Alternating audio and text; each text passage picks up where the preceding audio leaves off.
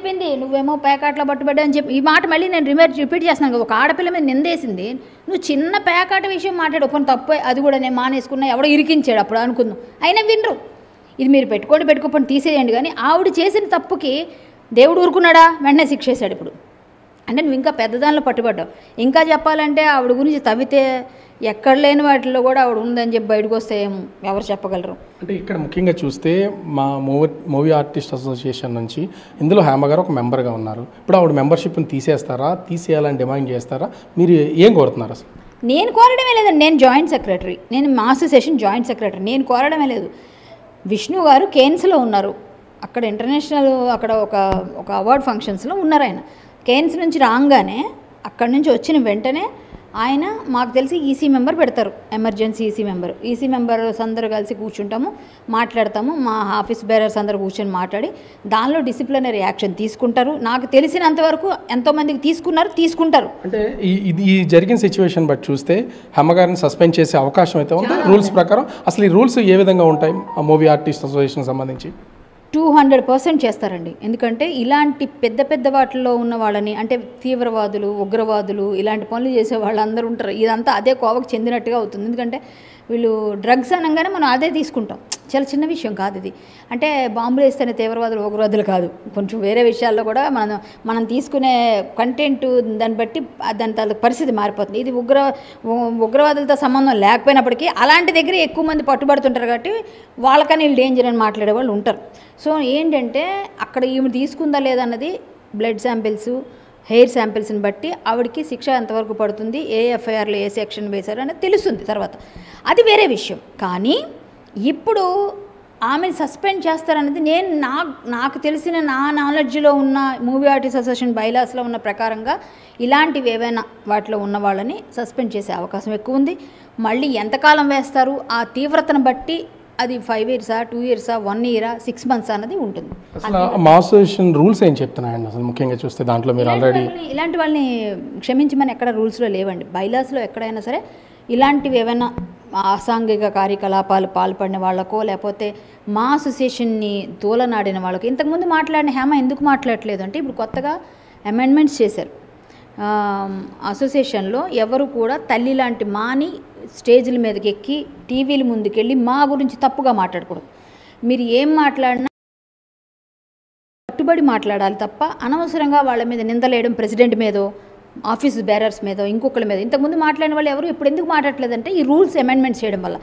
ఇప్పుడు ఉన్న దాని ప్రకారంగా ఇలాంటి చేసిన వాళ్ళకి ఎవరికైనా శిక్ష పడుతుంది. శిక్ష అర్హులాలే ఈమె. కాబట్టి ఖచ్చితంగా విష్ణు గారు రావడమే లేటు, ఈ నెలాఖరికి వచ్చేస్తారు. రాగానే మీటింగ్ అవుతుంది. మీటింగ్ అయిన తర్వాత ఆవిడకి ఏం జరిగింది, ఆవిడ ఏం చేసింది, ఆవిడ ఆ బ్లడ్ శాంపిల్స్లోనూ హెయిర్ శాంపిల్స్లోనూ దొరుకుతుంది. కాబట్టి దాన్ని బట్టి ఒకవేళ ఆవిడ తీసుకోపోయినా ఏదో ఎఫ్ఐఆర్ ఉంటుంది కదా, దాన్ని బట్టి ఇట్లాంటి వాటికి వెళ్ళినందుకు పార్టీ కానీ పెడతారు. ఒకవేళ ఈవిడ కానీ దానిలో బాధ్యురాలే చాలా విధంగా ఉంటే మేబీ మెంబర్షిప్ రివోక్ చేసే ఛాన్సెస్ కూడా ఉండకపోవచ్చు. అట్లాంటి పరిస్థితి కూడా లేకుండా మొత్తానికి టోటల్గా ఏమో నా నాలెడ్జ్ నేను ఎలా చెప్పగలను, అది నేనేమి తీసుకోలేను. నేను కాదు కదా డెసిషన్ తీసుకుని, నా ఊహకు నేను మీరు అడిగారు కాబట్టి చెప్తున్నాను. ఏదేమైనా విష్ణు గారే చేస్తారు. విష్ణు గారు ప్లస్ బాలకృష్ణ గారు, మన పరుచూరి గారు, శివకృష్ణ గారు, జయప్రద గారు, ఇలా ఉన్న అన్నపూర్ణమ్మ గారు, ఇలా పెద్దవాళ్ళందరూ ఉంటారు. వాళ్ళందరూ కమిటీలో కూర్చొని మోహన్ బాబు గారు ముఖ్యంగా వీళ్ళందరూ కూర్చొని విష్ణుబాబు అలాగే మా ఈసీ మెంబర్స్తో కలిసి డిస్కస్ చేసి ఖచ్చితంగా దీని మీద యాక్షన్ అయితే ఉంటుంది. హేమ గారు అయితే మాత్రం ఇందులో శిక్షార్హురాలు. ఇక ముందైనా చేసిన తప్పుని మీడియాని పోలీసుల్ని తప్పుదో పట్టించకుండా నేనే పెద్ద మొత్తం ఏదో ఇండస్ట్రీకి అని చెప్పి ఓవర్ యాక్షన్ చేయకుండా పిచ్చి పనులు చేయకుండా అందరి మీద బురదలేసేసి వీళ్ళది వాళ్ళది అని చెప్పి నోరు ఉంది కదా ఇష్టం పాడేసుకుంటే పెద్ద నోరులు ఉన్నారు. మాలాంటి వాళ్ళు ఇంకా ఉన్నారు. అనవసరంగా ఎవరిని ఒక మాట అనకమ్మా, ఒక మాట అంటే మనకు కూడా తిరిగి తగులుతుందని తెలుసుకో. కర్మ రిటర్న్స్ అంటారు. ఇదే ఎవరినైనా ఒక నింద వేసేటప్పుడు అది మళ్ళీ వెనక్కి తిరిగి వచ్చేస్తుంది మనకి, బౌన్స్ బ్యాక్. కాబట్టి నువ్వు చాలా పెద్ద కేసులు ఇరుక్కున్నావు, అది నీకు తెలుస్తలేదు. ఇక ముందైనా సరే ఎవరి మీద ఎవరెవరి మీద అయితే నువ్వు మాట్లాడావో, ఎవరెవరి మీద ఏమైతే అన్నావో, ఈరోజు అందరి తాలూకా ఏమంటారు మనసు బాధ ఉంటుంది, మానసిక క్షోభ. కొంచెం మనసు బాధ పెడితే ఖచ్చితంగా అవతల వాళ్ళు తగులుతుందంటారు కదా, అదే ఇప్పుడు తగిలిందంట. నేను అలాంటి పార్టీకి నువ్వు వెళ్ళడమే పెద్ద తప్పు. అంత డ్రగ్స్ తీసుకునే దగ్గరికి వెళ్ళి నువ్వు తీసుకోపోయినా తాటి చెట్టు కింద కూర్చొని పాలు తాగుతున్నానన్నా కూడా కళ్ళే తాగేవంటారు. కాబట్టి పరిస్థితి అలా వచ్చింది. ఎవరిని అనుకో, ఒక ఆడపిల్లగా నేను బాధపడుతున్నాను, నీ పరిస్థితికి జాలి పడుతున్నాను. చాలా ఫీల్ అవుతున్నాను. ఒక చెల్లి అంటావు కదా, అక్కగా నిజంగా నువ్వు బాధలో ఉన్నావని నేను మెసేజ్ కూడా పెట్టాను, ఎలా ఉంది అక్క ఏంటి పరిస్థితి అని.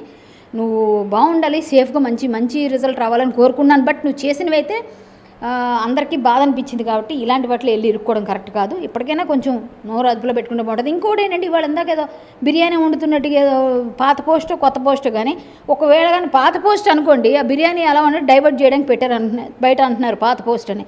ఒకవేళ కొత్త పోస్టే కానీ అదైతే మీకు ఎంత బాధ్యత లేదో బాధ్యత రాహిత్యం కనిపిస్తుంది అక్కడ. ఇంత పెయిన్లో ఉండి ఇలాంటి పెద్ద కేసులో ఉండి నవ్వుకుంటే నేను బిర్యానీ వండుకుంటున్నాను ఇంట్లోనే ఉన్నాను మళ్ళీ ఇంకో డైవర్ట్ చేయడం నచ్చలేదక్క నువ్వు చేసిన పని అయితే. ఇక్కడ ముఖ్యంగా చూస్తే మూవీ ఆర్టిస్ట్ అసోసియేషన్కి సంబంధించి ఆల్రెడీ ఈసీ మెంబర్గా ఉన్నారు. మిగిలిన వాళ్ళు ఎవరన్నా అంటే ఇప్పుడు హేమ గారి పేరు అయితే వినిపిస్తుంది, చాలామంది టాలీవుడ్కి సంబంధించినటువంటి నటీనటులు ఉన్నారని, వాళ్ళ పేర్లు ఏమన్నా ఇతర పేర్లు ఏమైనా బయటపడ్డాయా మీకు తెలిసి? లేదండి, నాకైతే ఎవరికి అనిపించలేదు. శ్రీకాంత్ గారు ఇంట్లోనే ఉన్నారని ఆయన చేశారు, జానీ మాస్టర్ కూడా చేశారు, ఈవిడ చేశారు. ఈవిడ ఫేక్ అని బయటకు వచ్చింది క్లియర్గా. ఎందుకంటే ఈవిడ డ్రెస్ ఈ డ్రెస్ ఒకటి నేను కూడా నమ్మలేదు ఫస్ట్. ఈవిడ కూడా పాపం ముందేమూలే బయట వచ్చేసి హైదరాబాద్లో ఉంటే ఏముంది మా అమ్మ మేము కానీ అదిగో పూలు అంటే ఇదిగో తోక అంటారు, సరే అప్పుడు ఉందో లేదో వచ్చేసిందేమో ఫేక్ అనుకున్నాం. ఎప్పుడైతే ఈవిడ మిస్లీడ్ చేసిందో అందరినీ, బయటికి ఎప్పుడైతే సేమ్ వాళ్ళు ఫొటోస్ రిలీజ్ చేశారు పోలీసు వాళ్ళు, సేమ్ డ్రెస్లోనే ఉండరు కదా అంత తొందరగా ఎలాగవుతుందండి. అప్పుడు ఒక అరగంటలోనే ఆవిడ వచ్చేస్తుంది హైదరాబాద్. ఎంత ఫ్లైట్లో రావాలని 1 అవర్ పడుతుంది. సో 1 అవర్ నుంచి ఇంటికి రావడం ఇంకో 1 అవర్ మన ట్రాఫిక్కి. సో ఆవిడ మిస్లీడ్ చేసింది అని చెప్పి అందరికి అర్థమైపోయిన తర్వాత మాత్రం నాకు కొంచెం బాధ అనిపించింది. అయ్యో ఆడపిల్ల ఇలా ఇరుక్కుందని. మళ్ళీ ఏంటంటే ఆవిడ చేసినవి ఆవిడకి తగిలేలే, మరి ఏం చేస్తాం, అందరి తలకు ఉసురు పోసుకుంది కదా చాలా మాట్లాడి అని ఫీలింగ్ అనిపించింది. కానీ ఒకటి ఆవిడ సారీ చెప్పాలి ఫస్ట్ మీడియాకి పోలీసులకి, అది చేయాల్సిన పని. నేనేదో వచ్చానండి, నన్ను పిలిచారు, ఇన్వైట్ చేస్తే ఆర్టిస్టులం కదా అని అదేదో చెప్పకుండా ఇలా చేయడం వల్ల మాత్రం ఆవిడ ఇరుక్కుందని అనుకుంటా. మీరు ఇంకేదో ఇప్పుడేమో అడిగారు, అంటే ఇండస్ట్రీ తరపున ఇంకా ఎవరు అన్నది నాకు తెలిసి క్లారిటీ లేదండి. నేను ఈసీ మెంబర్ కాదు, జాయింట్ సెక్రటరీ నేను, అందుకనే మా అసోసియేషన్ గురించి నేను అంత అథెంటికేటెడ్ మాట్లాడుతున్నా కూడా. చెప్పండి. ఇంకొకటి చూస్తే ముఖ్యంగా ఈ రేవ్ పార్టీలు కానీ డ్రగ్స్ కానీ పాల్గొంటున్నటువంటి వాళ్ళు చాలామంది ఉన్నారు, ముఖ్యంగా సెలబ్రిటీస్, అందులోనూ తెలుగు ఇండస్ట్రీ అయితే అంతర్జాతీయ ఖ్యాతి అయితే ఉన్నటువంటి పొజిషన్. అసలు ఇట్లాంటి వాళ్ళని ఎలాంటి శిక్ష వేయాలంటారు? అటు మూవీ ఆర్టిస్ట్ అసోసియేషన్ కావచ్చు, ఇతర శిక్షలు కానీ, అంటే ఏం చెప్తారు మీరు దీని గురించి? అంటే ఆడైనా మగైనా శిక్ష వేయాలండి ఎవరైనా. తప్పుడు అంటే ఈ డ్రగ్స్ అనేది మనం అది పిల్లల భావితరాలని చెడగొట్టేవి ఇవన్నీ పార్టీలు. రేవు పార్టీలు ఏంటండి, రేవు పెట్టకుండా మంచి కర్ర పట్టుకొని మంచి రేవు పెడితే బాగుంటుంది. రేవు పార్టీలు అంటే విడతనం పెరిగిపోయి పిచ్చిగా డ్రగ్స్ వేసేసి 300-400 మంది 100 మంది అంటే వీడు డబ్బులు కట్టాలంటే వీడు అంత డబ్బులు దండుకుంటే 50-60 లక్షలు ఆ పార్టీ అంటది.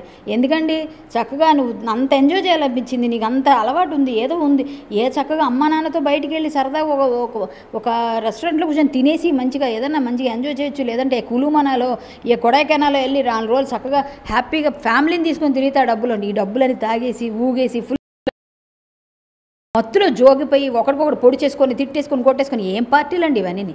కల్చర్ని మొత్తం నాశనం చేసి పాడదొబ్బుతున్నారు మొత్తం అంతా. ఇంకా చెప్పాలంటే ఇండస్ట్రీకే ప్రతిదీ ఆపాదిస్తారు. మా కర్మగాలి ఎలాంటి వాళ్ళు కొంతమంది దొరుకుతారు కాబట్టి, కర్మకాలి ప్రతి దగ్గర ఎవరో ఒకరు ఇండస్ట్రీ వాళ్ళు దొరుకుతారు కాబట్టి ఒక్కళ్ళు చేస్తే మొత్తం ఇండస్ట్రీ వాళ్ళే ఇండస్ట్రీ మొత్తం అందరినీ వేస్తారు. ఇప్పుడు నిజంగా తాగని వాళ్ళు నాలాంటి వాళ్ళు ఉంటారు, అసలు అలవాటే లేదు మాకు ఎవరికే. కానీ చూస్తే క్యారెక్టర్స్ చేస్తే వీళ్ళు తాగుబోతులే, వీళ్ళు తిరిగిపోతులే, ఎందుకంటే క్యారెక్టర్స్ చేస్తున్నాం కదా, దానివల్ల ముద్ర వేసేస్తారు. సినిమా ఇండస్ట్రీ అంటే ఒక ముద్ర. మేము ఎన్ని మంచి పనులు చేస్తున్నాం, ఎంత మంచిగా ఉన్నాము, ఏ విధంగా ఉన్నాము, ఎలా ఉన్నామని ఎవరికి అవసరం లేదు. ఒక్కళ్ళు చేస్తే మొత్తం అందరికి ఆపాదిస్తారు. అలాగే ఇప్పుడు ఇండస్ట్రీకి అందరికీ పేరు తెచ్చేసి ఎవరున్నారో అందులో తెలియదు. కానీ ఈమె దొరికింది, ఇంకెవరో చిన్న లేడీ ఆర్టిస్టులు ఎవరో కనిపిస్తున్నారు. శ్రీకాంత్ గారు కాదని ఖండించారు. నెక్స్ట్ ఆయన ఎవరో జానీ మాస్టర్ కూడా ఖండించారు. సో వీళ్ళు ముగ్గురు పేర్లు ప్రముఖంగా వినిపించాయి. వీళ్ళు ముగ్గురులో ఒక ఆమె ఉంది అక్కడ, మిగిలిన ఇద్దరు లేరంటున్నారు. మరి వేచి చూడాలి. ఖచ్చితంగా లేరని నేను ఐ హోప్ సో, ఎందుకంటే వాళ్ళు ఉండకపోవచ్చు, ఉంటే అంత గట్టిగా మాట్లాడలేరు. ఈమెయితే మాత్రం ఖచ్చితంగా బుక్ అయిపోయిందండి. ఆవిడ నోరు తన కోపము తన శత్రువులాగా తన వాయిస్ తన వెకిలి చేష్టలు తన మాటలు అన్నీ కలిపి తన పంపుతుంది. జాలేస్తుంది నాకైతే పాపం. అయ్యో హేమక్క ఇలా అయిపోయింది ఏంట అని జాలేస్తుంది. అందరి మీద నాకు సిస్టర్ లాంటిది, నాకు పాపం ఒక ఆడపిల్ల మంచిగా ఉండాలని కోరుకుంటున్నాను.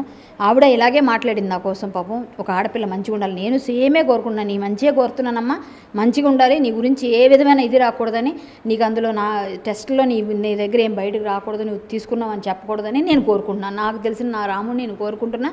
మీకు మంచి జరగాలి, మీకేమైనా శిక్ష పడేది అసోసియేషన్ తరపున ఏమైనా పడితే అది పెద్దవాళ్ళు చూసుకుంటారు. నా అనాలిసిస్ ప్రకారంగా నేను చెప్పగలిగాను ఏముంటుందని.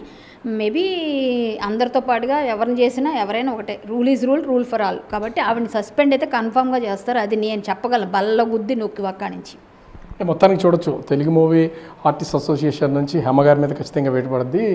అధ్యక్షుడు మంచు విష్ణు వచ్చిన తర్వాత దీని మీద చర్యలు తీసుకునే అవకాశం అయితే ఉంటుంది. కానీ ఆ తెలుగు ఇండస్ట్రీకి సంబంధించి ఒకరిద్దరు దొరికినా కూడా మొత్తం ఇండస్ట్రీ మొత్తానికి ఈ డ్రగ్స్ కానీ ఇతర రేవ్ పార్టీ లాంటి వాటిని ఆపాదించి ఆ ఇండస్ట్రీ పరువు పోయేలాగా చేస్తున్నారు. ఖచ్చితంగా హేమ తన నోటి నుంచి వచ్చిన ఒక్కొక్క మాట, ఒక్కొక్క విమర్శ, చేసినటువంటి వ్యాఖ్యలే తిరిగి తనకి కొట్టాయి తప్ప వేరే ఉద్దేశం ఏమీ కాదు.